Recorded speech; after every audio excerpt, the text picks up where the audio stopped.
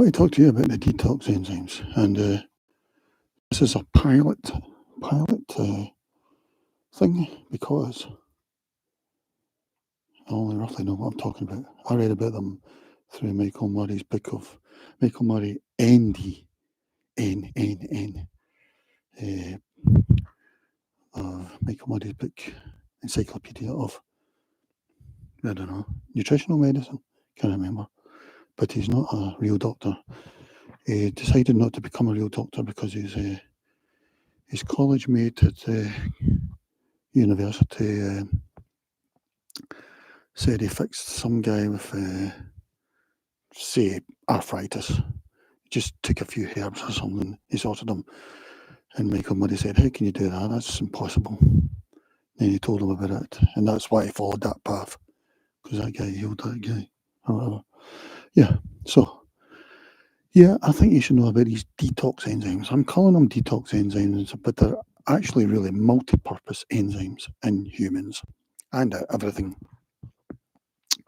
And from what I've seen, they've not really got a great name, a good name to describe them, you know. Sometimes they're called biotransformation enzymes. Sometimes they're known as the phase 1 and 2 enzymes. This stuff here. Sometimes they're known as the pharma enzymes. But they don't just do detox. It's because they're so multi-purpose. Not only do they detox, but they activate things. So when you take drugs, or they may activate hormones or deactivate hormones so that they're to be detoxed. So they do stuff internal chemicals that you create, and they also detox stuff that you take from the outside, you know, stuff through the air or what you eat, that sort of stuff. And we're talking about enzymes. Enzymes are things that change chemicals, change them from one thing to another.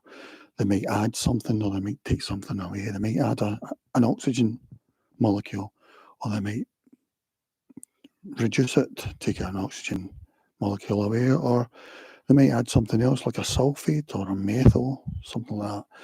And the reason I'm wanting to talk about this is because I had a bad reaction to Cherries and Berries drink, the concentrated dilute fruit juice type, you know, the type I'm talking about. And by the way, this is just a pilot show to have it get a few views. I might do a decent one. But I think this is important. It should be taught in year 1 at secondary school, you know, when kids are aged about 13 or 14 or whatever.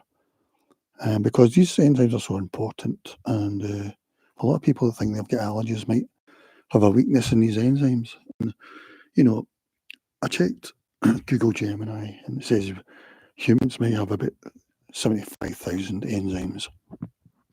And enzymes are proteins, so they're made up of amino acids that change something, you know, change a chemical from one thing to another. But I think most enzymes, they only have 1 or 2 or 3 substrates, which means chemicals that they can change. You know, something like cystic fibrosis, I think that enzyme that's made to do that might only have 1 substrate, just that substrate, whichever it is, that causes cystic fibrosis. If somebody's low in that enzyme, they can get cystic fibrosis. That's what I'm saying. Yeah. But these detox enzymes, they're really multi-purpose, and they can sort of cover for each other to a degree, but they're not as good, you know. So you want the desired pathway, but if you can't have that, you need to go plan B, plan C, and it's not as good, you know. It takes longer, because most of the time when you have a bad reaction to these, it's a build-up of whatever the chemical is that you're building up, you know. Because, you know, just list a few of them so you get used to the words. There's two main phases of these enzymes. There's 2 enzyme groups. Not got a good name, like I said. In this phase 1 group, oxidize or reduce, usually. Oxidize or reduce. And they're known as this, most of them, not all of them, most of this group is known as the cytochrome P group. And I think that name comes because these enzymes were found in the 1950s or something in Japan. through the liver of pigs or something, and the researchers noticed there was a sort of purple colour, and I think that's what cytochrome means, something like that, purple or something. And this turned out to be the cytochrome enzymes, which are phase 1 enzymes. It's the main group. There's others, phase 1s, but these are known as the main groups, and they're commonly known as the SIBs, and they oxidise and reduce. So for phase 2, quite often it goes from phase 1 to phase 2. Not always, but apparently this phase 1 can make them even more bioactive, which means if they don't go through the phase 2, they're even more toxic than they were originally, if it's a toxin or whatever. So phase 2 is where something gets added to it, and they're commonly known as transferases, these enzymes. And say there's about six of these, or a group of 6. I mean, all these enzymes in total, say you get 75,000 enzymes, I'm not even sure that's correct, from Google Gemini. These ones, I'd say, I'm just making a guess by the way, 20 of these enzymes, but it wouldn't surprise me. I'm going to just make another number up. They might be involved like 20% of metabolism, you know. I'm just totally making that up so that somebody can dive in and say, I must correct you there, you know. But this is how important these are, because they do so much. They're so multi-purpose. Like I said, the other ones might only have 1 or 2 or 3 substrates. These have hundreds of substrates that they can change. So, yeah. And then I think these enzymes may be working about 95% function all the time, you know. So it's not just a case of you've got 0% of that enzyme, you're the only one that's going to have trouble, you know. You're going to have most trouble, but probably it can be people who have got 90% function and stuff like that, you know. And the best example of weakness is that I know of is Gilbert's syndrome. I think his name's Gilbert. It's a French guy who found it. And this is due to phase 2, where glucose is the conjugating thing that gets added to a toxin or whatever, and it's known as glucuronidation. And if you've not got that enzyme, or no, if you've, say you're 90% or 85%, you might start having the main sign is a yellowing of the eyes, or just yelling overall, and it's to do with bilirubin, which is the same thing that people with, say, hepatitis have, or a blocked bile thing. It's a bile duct. They have a build-up of the bilirubin in their, and this is how this was discovered, really, you know. But according to the mainstream health system, these people just have a yellow in the eyes, and that's it, nothing else. But looking at the websites of Gilbert syndrome and that, you know, the people are saying that they're tired all the time, they've got chronic fatigue. I mean, it's not benign at all, really, you know. I mean, people, you've got a weakness, it's like driving a car that's maybe got 2 spark plugs gone, you know. It'll still run, but it's nowhere near efficient, you know. I say that as someone who's driven a 3 spark plug car a bit. I didn't really notice it, but maybe it was going by, say, 10% or something, you know. But that's what I'm saying, that a lot of people, maybe around about 90% for these enzymes and, you know, these phase 1, phase 2s, and probably a lot of the chronic fatigue people. Not all of them, but there must be a subset that are amongst this that have maybe got a weakness in their cytochrome enzymes like CYP450, which is the main CYP. I mean, they're all important, the CYPs, but that's the one I think was first discovered and does the most, I think. They've all got names like that, like 2B4 or whatever. Yeah, so with this Gilbert syndrome, as I was saying, and you've probably noticed on the many medications that you take, there's usually a warning, do not take grapefruit. And it turns out that grapefruit, there's a chemical in it, which I can't remember at the moment, and it inhibits the CYPs. I think it might, I don't know if it's CYP450 or all of them, but it turns out these inhibit it, and this was discovered in 1990 during a research thing where Canadian researchers were trying out a new heart disease drug, and for the control group or something, or for both groups, they put grapefruit in the pill for the taste. So people just got a grapefruit taste. But then because they were monitoring the people, they could see that they weren't detoxing the medication as fast as expected. And it was building up in them, basically. And they realised it's probably the grapefruit. Turned out it was a chemical in it. So there's things in nature that inhibit these enzymes.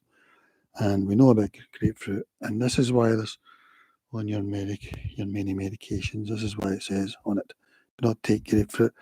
Because the pharma industry are worried that you'll have a bad reaction. Because it means that the thing's staying in you too long, the medication. It's not getting detoxed when they want it to be detoxed. It just builds up because it's making that enzyme smaller, which means, just that stuff's building up. So I always think, I think they're worried about lawsuits probably the most. So then what happened when they discovered that is all the governments got together and all the pharma industries got together and goes, well, if grapefruit does this, inhibits one of these phase 1, phase 2 enzymes, we'll need to find out them all, and we'll all get together and do a big thing. Although that's just me fantasizing, actually, because that never happened. There's probably still loads of things that inhibit these enzymes that we don't know about, basically, because nobody's looked, governments haven't looked, pharma hasn't looked. It's shocking when you think it. It's hard to believe. They don't want to understand one of our main group of enzymes, the detox enzymes, as I'm calling it. It's more than that, though. It's multi-purpose activation enzymes, and it makes me wonder if a lot of bad reactions that people have are actually to do with they've got a weakness in these enzymes rather than, say, they've got an allergy or something, And the reason that I bring cherries and berries up about this is because I took a liking to this and I was drinking it all the time, in water, diluting it with water. But each day I was feeling worse and worse. And I remembered that I had this problem before with these diluted drinks. And the last time it was a tropical juice one. And then I realised, I wonder if this is inhibiting the phase 1, phase 2 enzymes. And up until about a month ago, that was my theory. But now I'm slightly, don't know, it still could be. But I've heard of this guy, NORM ROBILLARDS, and he has a theory that we overfeed our microbiome, which makes me wonder if actually maybe I've got small intestine bacterial overgrowth. And because these drinks have lots of fructose in them, lots of probably sugar or an unsweetened type of oil, so acysulfame or whatever. But I think they sort of feed bacteria in your gut. That's sort of most of those sweeteners, apart from erythricin or something that Dr. Norm says. So I'm not sure now if it might be that I'm feeding my small intestine bacterial overgrowth. But these concentrated diluting fruit drinks are really, really bad for me. I can't emphasize how bad I felt. And it was a build up, it was day after day, especially in my brain. My brain was just, it was really bad. So I wonder if it's inhibiting, if it's to do with the detox enzymes, then I feel it's inhibiting, maybe the SIPs or something. But my other theory now is Dr. Robillard, overfed microbiome,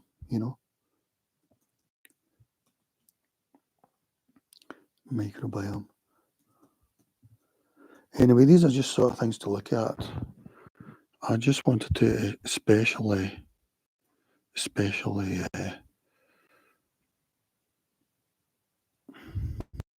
mention these detox enzymes because I think a lot of people may be at sort of 90% function or whatever, but that's actually enough to occasionally make you feel bad, just in general, because these sort of enzymes are cleaner up enzymes, it's like putting, it's like maybe, well, your spark plug, as I said, maybe you've got two spark plugs going, in your car, it'll still go, but it'll be pretty inefficient. Or maybe you're putting dirty petrol in your tank, or your oil filter's dirty, that sort of thing. Just a bit, not enough that you really notice, but enough that you feel you're not on 100%. So that's why I wanted to mention this. I think it's something that you should look at. Everyone should. Governments and pharma drug industry should find out all the inhibitors, like that, because probably it causes a lot of misery, especially chronic fatigue syndrome, or anybody who just doesn't feel 100%. Because, like I say, this Gilbert syndrome thing, when I read their forum, it's things like if they are working, they sleep in their car during a break and stuff like that, or they feel that they've been drinking alcohol, or, and this is people have been told is you've got Gilbert's, but don't worry, it's benign. There's nothing really up with you because it doesn't affect your life span or anything like that, It just means that your blood's a bit manky all the time, which is very unfortunate, and I'm sure that stuff could be done. So there's some of this conjugators. There's glucose, glucuronation, amino acids, sulfates, sulfation, I think that's. And as I say, these enzymes, they do all sorts of things. They're multi-purpose.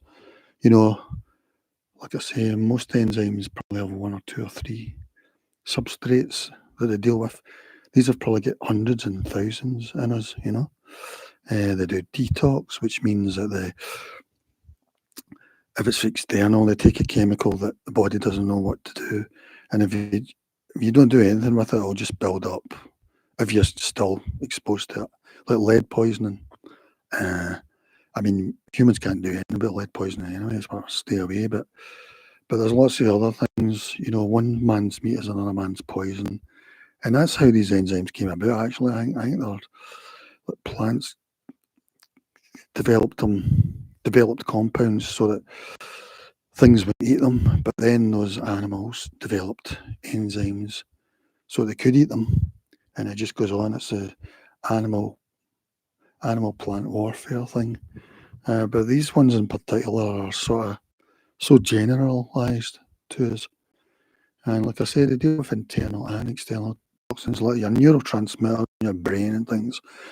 So if you have bad reactions to drugs and stuff, that's probably a sign that you've maybe got a weakness in your phase 1 and phase 2 enzymes. As I say, I think pharma industry, I always think that they're thinking in lawsuit fashion, but yeah, I just write them off, really, the pharma industry, because they should know everything about these things by now. There's probably still some we don't even know about yet, just to be discovered or whatever. But yeah, someday when you go to your doctor and you get a drug or whatever, it'll be tailored towards your phase 1 and phase 2 enzymes because they'll know that from your genetic. These phase 1, phase 2s of your genetic will be taken for them. So you'll be getting personalised medicine, So some person might be getting 20 milligrams or something, whereas you'll get 2 milligrams because you can't break it down as easily, that sort of thing. So this is what's happening. People are overloaded. Like alcohol, like I don't think alcohol is processed by these enzymes. I think that's by the dehydrogenase. Maybe some of it is, but the main bit, and apparently some in the Far East don't have much of that alcohol enzyme. And when they drink alcohol, they feel they don't feel good, they don't tolerate it well, it's because they haven't got the enzyme enough to process that and break it down. Whereas others might have a lot and they can take in alcohol to a degree, because there's actually that thing that alcoholics take. It's a drug called antabuse, I think, and what it does is it inhibits that enzyme, the alcohol dehydrogenase or whatever it's called, which isn't a detox enzyme as far as I know. I mean, it is in a way, but it's not one of these ones I'm talking about, the phase 1s and the phase 2s. Or it might be, I don't know. But that inhibits that enzyme, that drug. And then when alcoholics take alcohol, they feel bad after, a sip or whatever, So that's what that's meant to do. You're deliberately messing about with that. Yeah, that's the points I want to make. Like I said, I still think it might be to do with this cherries and berries reaction. And it was a mango. I think it's any of those diluted concentrated fruit drinks, which I really like. And it's not if I just take 1 or 2 glasses a day. It's if I'm sipping all the time, I don't get that with things, like Iron Brew or anything like that. But like I say, now I don't know. I still think it's a phase 1, phase 2 enzymes being inhibited, but it could be Dr. NORM ROBILLARDS overload microbiome. What he means by that is nowadays we've got a obese microbiome, basically. We're overfeeding it. That's what I should have called that. Overfed. Microbiome theory. Alright, guys, this is just something for you to think about, Hannah. It's all over. Goodbye.